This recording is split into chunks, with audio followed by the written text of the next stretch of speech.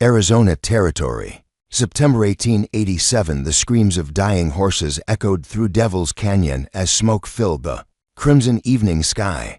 Dr. Evangeline Morrison clutched her swollen belly, watching her life's work burn in the overturned stagecoach below. Blood trickled from her forehead where the bandit's bullet had grazed her during the attack. 6 months pregnant and stranded in the unforgiving wilderness, she pressed deeper into the mountain cave that had become her sanctuary. Outside, wolves howled their ancient song of hunger, and somewhere in the darkness, footsteps approached. She had escaped the Anderson gang's robbery, but death still stalked her through these haunted peaks. The morning had started with such promise. Evangeline had been traveling from Denver to the mining town of Copper Ridge, carrying precious medical supplies to treat a cholera outbreak. As one of the few female physicians west of the Mississippi, she had grown accustomed to suspicious stares and whispered doubts about her abilities. But the people of Copper Ridge had specifically requested her services after hearing about her success treating the epidemic in Silver Creek the previous winter. Her husband Thomas would have forbidden this journey had he known about her condition. The baby wasn't due until February, and she had convinced herself that 6 months along was still safe for travel. Dr. Morrison had delivered dozens of babies and knew her own body well enough to recognize the signs of trouble. So far, everything seemed normal despite the rigors of frontier travel. The stagecoach had been making good time through the mountain passes when the first shots rang out. Evangeline remembered the driver, a weathered man named Murphy, shouting warnings about riders approaching fast from the North Ridge. She had been reading her medical journals when the coach lurched violently to one side. "Bandits," Murphy had yelled, cracking his whip over the team of 6 horses. Anderson gang by the look of them. The Anderson gang was legendary throughout the territory for their ruthless attacks on stagecoaches and supply trains. Led by Black Jack Anderson, they showed no mercy to travelers and had allegedly killed over 30 people in the past 2 years. Evangeline had heard the stories in every saloon and general store from Denver to Santa Fe. The chase had lasted nearly an hour through winding canyon roads. Murphy proved himself a skilled driver, navigating treacherous turns and steep grades, while rifle shots echoed off the canyon walls. Evangeline and the other 2 passengers, a traveling salesman named Brewster, and an elderly woman called Mrs. Patterson, huddled on the floor of the coach as bullets splintered the wooden sides. Everything changed when they reached Devil's Canyon. The road here was little more than a narrow ledge carved into the cliff face, with a sheer drop of 300 feet to the rocky canyon floor. Murphy was pushing the horses hard, trying to reach the relay station at Copper Creek when the lead horse stumbled. Evangeline would never forget the sickening sensation of the coach tilting sideways, then rolling over the edge. She remembered Mrs. Patterson's final scream, cut short when the coach crushed her against the rocks. Brewster had been thrown clear, but landed headfirst on a boulder. Only Evangeline had managed to crawl away from the wreckage, driven by an instinct to protect the life growing inside her. The bandits had descended into the canyon like vultures, searching the bodies and rifling through scattered luggage. Evangeline had dragged herself behind a stand of pine trees, watching in horror as they shot the wounded horses and set fire to anything they couldn't carry. Black Jack Anderson himself had stood over Murphy's broken body, laughing as he counted the coins from the strong box. "Shame about the doc," one of the bandits had said. "Heard she was pretty for a sawbones." "Dead is dead," Anderson had replied. "Let the coyotes have what's left." They had ridden away as the sun began to set, leaving Evangeline alone with the dead and the gathering darkness. Using her medical training, she had assessed her own injuries: a concussion, several deep cuts, and possible cracked ribs. More importantly, the baby seemed unharmed. She could still feel movement, and there was no bleeding that would indicate serious complications. The cave had been a stroke of luck, hidden behind a curtain of juniper branches about 50 feet up the canyon wall. It provided shelter from both the elements and any predators drawn by the smell of blood. Evangeline had managed to salvage her medical bag from the wreckage, along with a canteen and some hardtack biscuits from Brewster's pack. Now, as she sat in the cave's mouth watching the last light fade from the sky, she tried to calculate her chances of survival. The nearest settlement was Copper Creek, at least 15 miles through rough terrain. In her condition, such a journey would be impossible. Her only hope was that someone would come looking for the missing stagecoach. The sound of approaching footsteps made her heart race. She pressed herself against the cave wall, trying to become invisible in the shadows. The steps were slow and deliberate, not the hurried pace of the bandits. A voice called out from the darkness below. "Hello, anyone alive down there?" The voice was deep and gentle, with the accent of a man who had spent years in the saddle. Evangeline remained silent, unsure whether to trust this stranger. Too many people in the territory would think nothing of robbing a defenseless woman, pregnant or not. "I saw the smoke from the ridge," the voice continued. "Name's Nathaniel Cross. I'm a healer, not a bandit. If you're hurt, I can help. A healer." Evangeline felt a flutter of hope. In the frontier territories, healers were often as skilled as trained physicians, having learned their craft through necessity and experience. Many were former soldiers who had treated battlefield wounds, or men who had studied under Indian medicine men. "I'm here," she called out softly, in the cave above. "You." She heard him scrambling up the rocky slope, his boots scraping against stone. A few minutes later, a tall figure appeared at the cave entrance, silhouetted against the starlit sky. He was leading a horse and carrying what appeared to be medical supplies. "Ma'am, I'm coming in slow," he said. "Don't want to startle you." Nathaniel Cross was not what Evangeline had expected. Most frontier healers were grizzled old men with wild beards and questionable hygiene. This man appeared to be in his mid-30s, with shoulder-length dark hair and intelligent eyes. He wore the practical clothing of a cowboy, leather chaps, a worn shirt, and a hat that had seen better days, but his movements were careful and precise as he approached. "Lord Almighty," he whispered when he saw her condition. "You're with child, 6 months along." Evangeline confirmed. "Are you really a healer?" "Yes, ma'am. Learned from my grandfather, who was a surgeon in the war between the states. Also spent time with the Apache, learning their ways with herbs and healing." He knelt beside her, his hands gentle as he examined the cut on her forehead. "This needs cleaning. What's your name?" "Dr. Evangeline Morrison." Nathaniel's eyebrows rose in surprise. "You're a doctor, a real doctor?" "Graduated from the Women's Medical College of Pennsylvania in 1882. She said with a trace of pride. "I was traveling to Copper Ridge to treat a cholera outbreak." "Well, I'll be damned. Begging your pardon, ma'am." He opened his medical kit, revealing an impressive array of instruments and supplies. "Looks like we're both in the healing business. How are you feeling? Any pain in your belly?" Evangeline appreciated his direct, professional manner. "Some tenderness in my ribs, but the baby seems fine. I can still feel movement, and there's no bleeding. Good. That's real good." Nathaniel began cleaning her wounds with practiced efficiency. "I'm going to be honest with you, Dr. Morrison. You can't stay here much longer. This cave has been used by bears, and they'll be coming back as the weather turns cold. Plus, those bandits might return to see if they missed anything valuable. I know, but I can't make the journey to town in my condition. You won't have to." Nathaniel's hands never paused in their work. "My cabin is only about 3 miles from here, hidden in a box canyon. It's warm, secure, and I've got everything needed to see you through to when the baby comes." Evangeline studied his face in the dim light. There was something trustworthy about Nathaniel Cross, a steadiness that reminded her of her father. "Why would you help a stranger, and why are you out here alone?" "As for helping, that's what healers do. As for being alone," he paused, a shadow crossing his features. "Let's just say I prefer the mountains to towns these days." There was pain in his voice, old wounds that hadn't quite healed. Evangeline recognized the sound. She had heard it in her own voice. After losing her first child 2 years ago, everyone carried secrets in the frontier territories, and she decided not to press for details. "All right, Mr. Cross, I accept your offer. Call me Nathaniel, and we'll take it slow and easy. No need to rush." He helped her to her feet, supporting her weight as they made their way to his horse. The animal was a sturdy bay gelding, with intelligent eyes and a calm demeanor. Nathaniel fashioned a makeshift saddle from blankets and rope. ensuring Evangeline would be as comfortable as possible for the journey.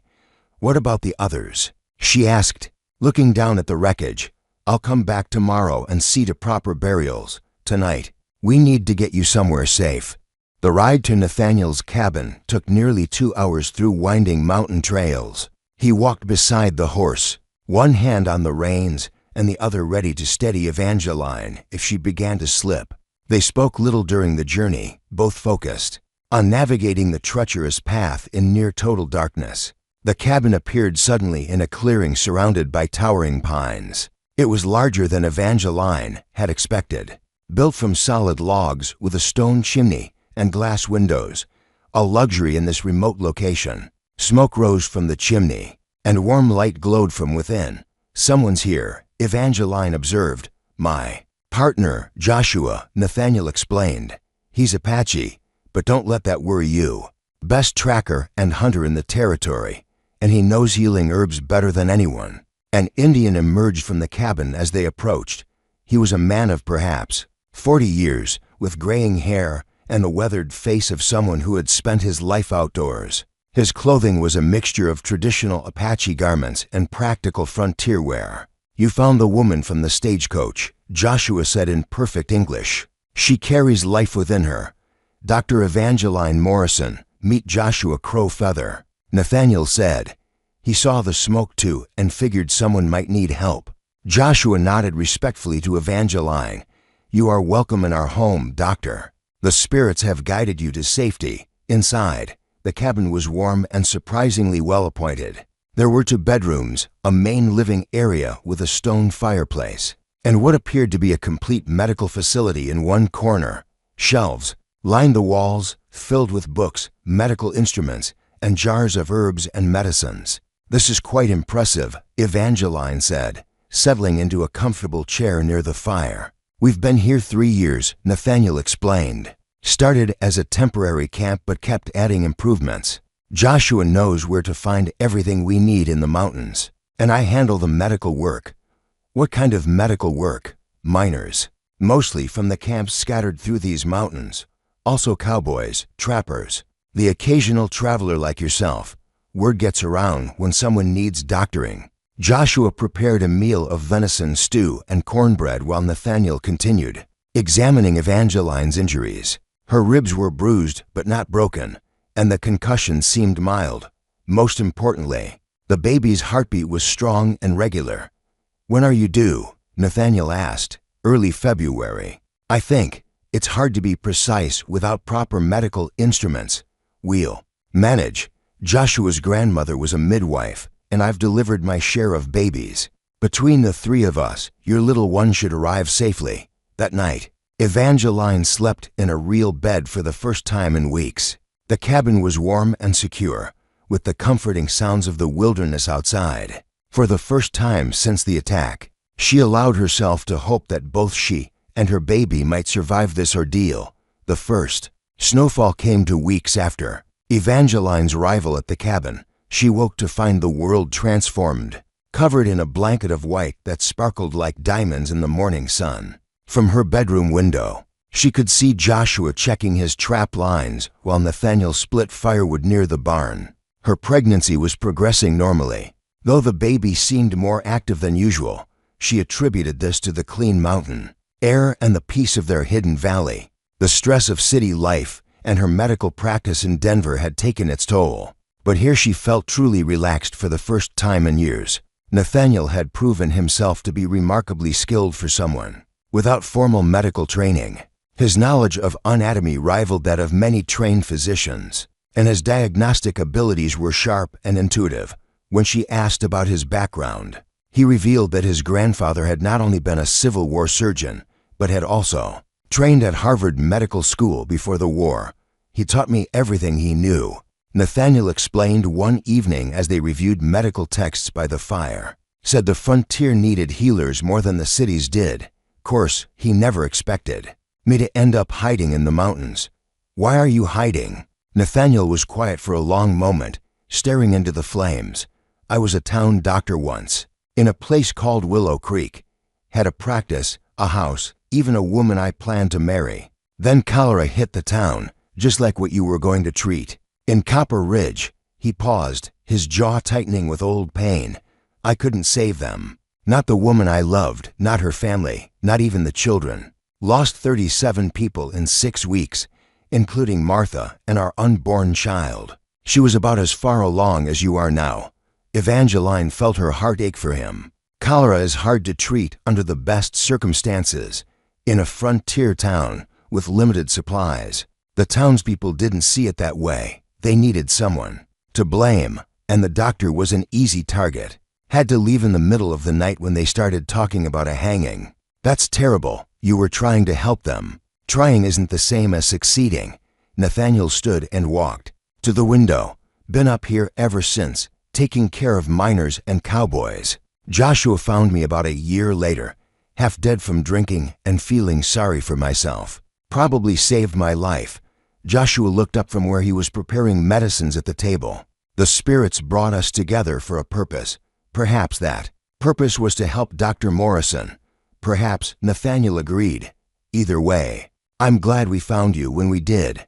As the weeks passed, Evangeline learned more about her unlikely companions. Joshua had been a scout for the army before the Apache Wars ended, but had grown disillusioned with the treatment of his people. He had studied with tribal medicine men and learned the healing properties of hundreds of different plants and herbs.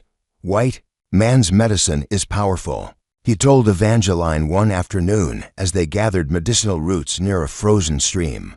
But it treats only the body. Apache medicine treats the whole person, body, mind, and spirit. I'm beginning to understand that, Evangeline replied. In medical school, we were taught to focus on symptoms and diseases. But here, with you and Nathaniel, I'm learning to see patients as complete human beings.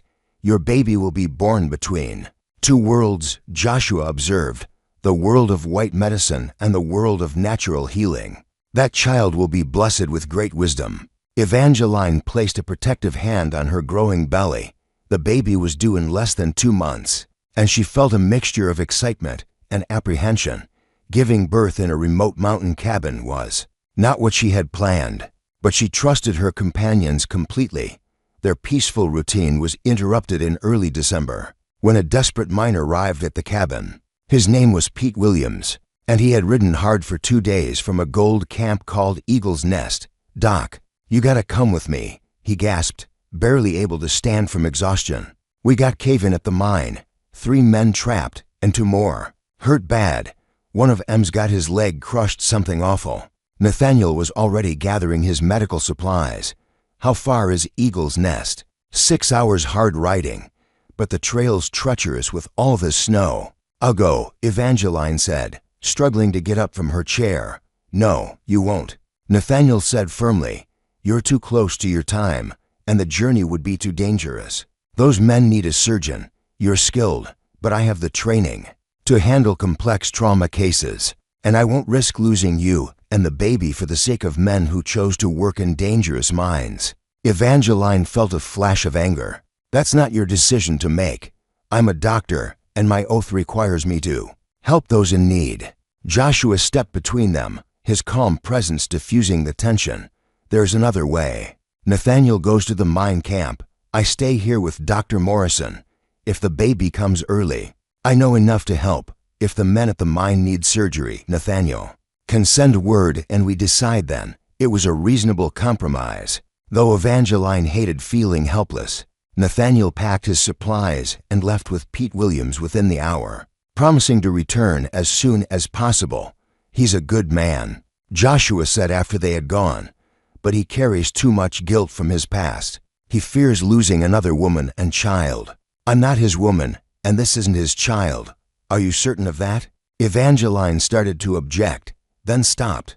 Over the past 2 months, she had grown closer to Nathaniel than she cared to admit.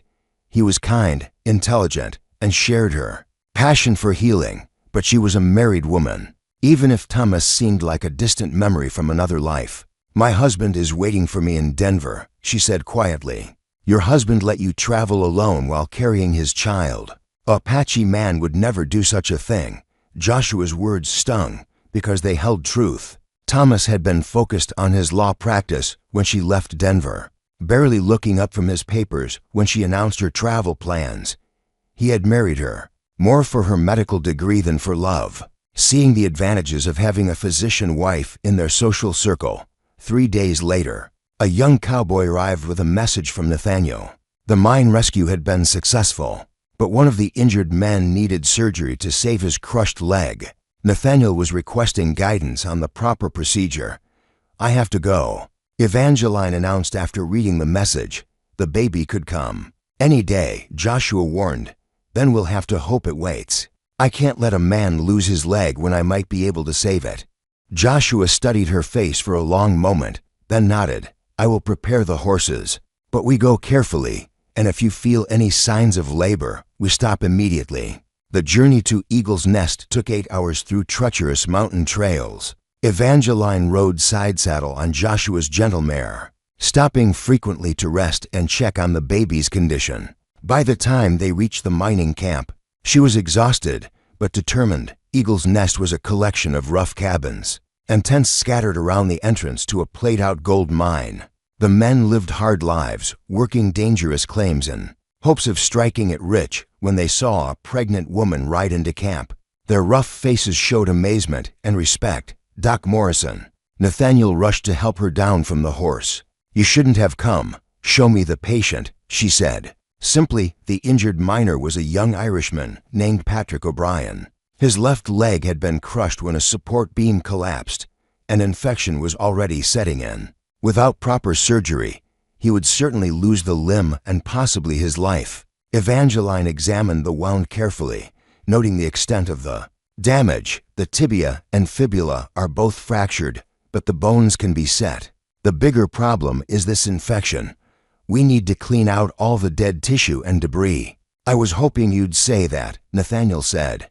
"I've been keeping the wound clean, but I wasn't sure about operating." They worked together for the next 4 hours, with Joshua assisting and the other miners taking turns holding lanterns for light. Evangeline directed the surgery while Nathaniel handled the more delicate procedures. It was the first time they had worked as a true medical team, and their skills complemented each other perfectly. "There," Evangeline said finally, tying off the last suture. "The leg should heal properly if we can prevent further infection." Patrick O'Brien would walk again, though with a permanent limp. More importantly, he would live to see his family in Ireland again. The miners passed a hat and collected nearly $100 in gold dust as payment for the surgery. "We can't accept this," Evangeline protested. "It's too much." "Mum, you saved Patty's life," said an old prospector named Jake. "Besides, we hear you got troubles of your own. What with being widowed and all." Evangeline glanced at Nathaniel in confusion. "Widowed? I had to tell them something," he said quietly. Figured it was easier than explaining the truth. The ride back to the cabin took place during a snowstorm that had blown in from the north. Joshua led the way, following trails that were barely visible in the swirling snow. Evangeline huddled against Nathaniel on his horse, grateful for his warmth and steady presence. They were still 2 hours from home when Evangeline felt the first contraction. "Stop," she gasped, doubling over in pain. Nathaniel pulled the horse to a halt. "What is it?" "The baby's coming." Joshua was beside them in seconds, his experienced eyes taking in the situation. "How far apart are the pains?" "That was the first one, but it was strong." Another contraction hit 15 minutes later, then another 10 minutes after that. The labor was progressing rapidly, too rapidly for them to reach the cabin safely. "There's a line shack about a mile ahead," Joshua said. "Cowboys use it during roundup season. It will have to do."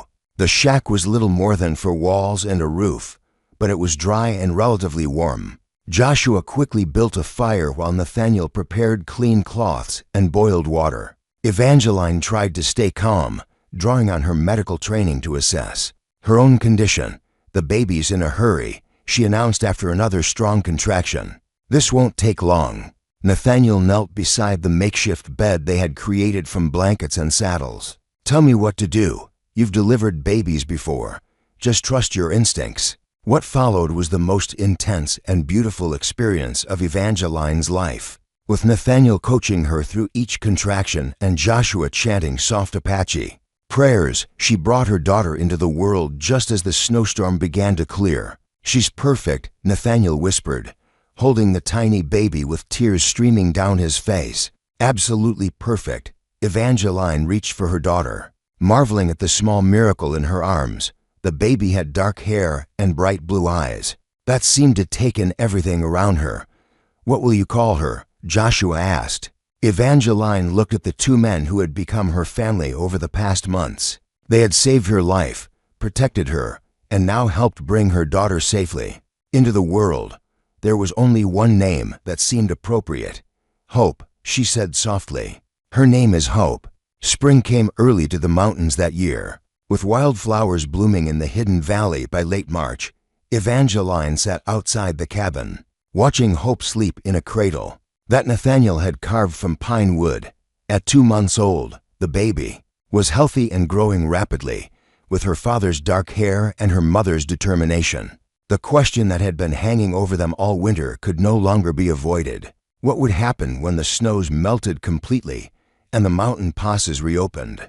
Evangeline knew she would have to make a choice that would affect all their lives. "Letter came for you," Nathaniel said, approaching from the barn where he had been tending to the horses. Joshua brought it back from his trip to Copper Creek. Evangeline recognized Thomas's handwriting immediately. Her husband had finally written after months of silence, with trembling hands. She opened the envelope and read, "Evangeline, I received word of the Stagecoach attack from the territorial marshal. As you never arrived in Copper Ridge and no body was found, I have had you declared legally dead. This will simplify matters considerably, as I am planning to remarry in June. Margaret Hartwell has accepted my proposal, and her father's banking connections will be valuable to my practice. I assume you perished in the attack, but if by some miracle you survived, do not attempt to contact me. I have told everyone that you died heroically trying to reach the cholera victims. It makes for a better story. Your former husband, Thomas Morrison, bad news?" Nathaniel asked, noting her pale expression. Evangeline handed him the letter without speaking. She watched his face change as he read, anger flashing in his eyes. "What kind of man abandons his wife like this?" he said, crumpling the paper. "And his own child. He doesn't know about Hope. I never had the chance to tell him I was pregnant. Would it have made a difference?" Evangeline considered the question honestly. "No. Thomas married me for practical reasons, not love. He wanted a respectable wife who could advance his career. A missing wife presumed dead serves his purposes better than a live one." With complications, Joshua emerged from the cabin, having heard their conversation. "The spirits have freed you from a bad choice. Now you can make a good one." "What do you mean?" "You have a new family here, a man who loves you, a child who needs a father, and a place where your healing skills are valued. Why would you return to a world that has rejected you?" Evangeline looked at Nathaniel, seeing the hope and fear warring in his expression. Over the winter, their relationship had deepened from friendship to something much stronger. He had been present for Hope's birth, had helped care for the baby during the difficult early weeks, and had become the father figure the child would never know. "Nathaniel," she said softly, "what do you want?" "I want you to stay," he said without hesitation. "Both of you. I know it's not proper, and I know you might not feel the same way about me, but I love you." "Evangeline, I love Hope as if she were my own daughter. We could build a life together here. And if I say yes, what kind of life would we have? An honest one. We'd continue our medical practice, help the people in these mountains who need healing, raise Hope to understand both worlds, yours and Joshua's. Be happy." It was tempting, more tempting than Evangeline wanted to admit. The past months had been the happiest of her adult life, but there were practical considerations. "I'm still legally married, even if Thomas thinks I'm dead. And what about my medical degree? My career? Your medical degree means nothing to the miners and cowboys who need your help," Joshua observed. "Your skill and compassion mean everything. As for marriage, Apache law recognizes what the heart knows to be true." That evening, Evangeline sat by Hope's cradle, thinking about the choice before her. She could return to Denver, confront Thomas, and try to rebuild her old life. But that life had never truly been hers. It had been shaped by other people's expectations and demands, or she could stay here, in this hidden valley, with people who valued her for who she truly was. It would mean giving up the respectability of city life, but gaining something far more precious, a family built on love, rather than convenience. Her decision was made when Hope woke from her nap and smiled at her for the first time. It was a real smile, not just gas or reflex, and it was directed at Nathaniel, who was sitting nearby reading a medical journal. "Dada," Hope gurgled, reaching toward him with tiny fingers. Nathaniel's face lit up with pure joy. "Did you hear that? She called me Dada." "She did indeed," Evangeline said, making her choice. "And you are her father, in every way that matters." That night, under a canopy of stars, Nathaniel and Evangeline were married in a simple Apache ceremony conducted by Joshua. They exchanged vows of love and commitment, promising to heal the sick, protect each other, and raise hope with wisdom and compassion. By the laws of the Apache people and the witness of the spirits, you are husband and wife. Joshua pronounced, "May your union bring healing to the world." Dr. Evangeline Cross stood on the porch of the expanded cabin, watching her daughter play. With a litter of puppies in the yard, Hope was now a bright 5-year-old who spoke both English and Apache fluently, and could identify dozens of medicinal plants by sight. The hidden valley was no longer quite so hidden. Word of the skilled healers had spread throughout the territory, and they now treated patients from as far away as Santa Fe and Tucson. They had built a proper medical clinic, complete with surgical facilities and a pharmacy stocked with both traditional medicines and Joshua's herbal remedies. "Mama, look," Hope called, holding up a puppy. "This one has different colored eyes, just like Joshua." Evangeline smiled, remembering when she first noticed that Joshua had one brown eye and one green eye. He claimed it was a gift from the spirits that allowed him to see into both the physical and spiritual worlds. Nathaniel emerged from the clinic, washing his hands after treating a cowboy's broken arm. "How's our patient doing?" "Billy Henderson will be fine. Clean break," said easily. "He'll be back to riding in 6 weeks." "Good. And how are you feeling?" He placed a gentle hand on her growing belly. Evangeline was pregnant again, due in the fall. This child had been planned and eagerly anticipated by the entire family. Hope was excited about becoming a big sister, and Joshua had already begun preparing special herbs for the birth. "Tired, but happy," she replied, leaning into her husband's embrace. "No regrets about the life we've chosen." Evangeline looked around at their mountain paradise, filled with the people and work she loved. "None whatsoever. This is where I belong." A rider appeared on the trail leading to their valley, another patient in need of healing. Nathaniel and Evangeline exchanged a look of understanding, then walked together toward the clinic to help whoever needed their care. Behind them, Hope continued playing with the puppies while Joshua tended his herb garden. The wind carried the sound of their laughter through the pines, a testament to the healing power of love and the family they had built together in their hidden valley. In the distance, an eagle soared over the mountain peaks, crying out in a voice that seemed to say, "All is well, all is as it should be." Now that you've watched the full story, we'd really appreciate it if you could rate it out of 10 in the comments. Your thoughts help us improve and ensure we're bringing you the kind of storytelling you truly enjoy.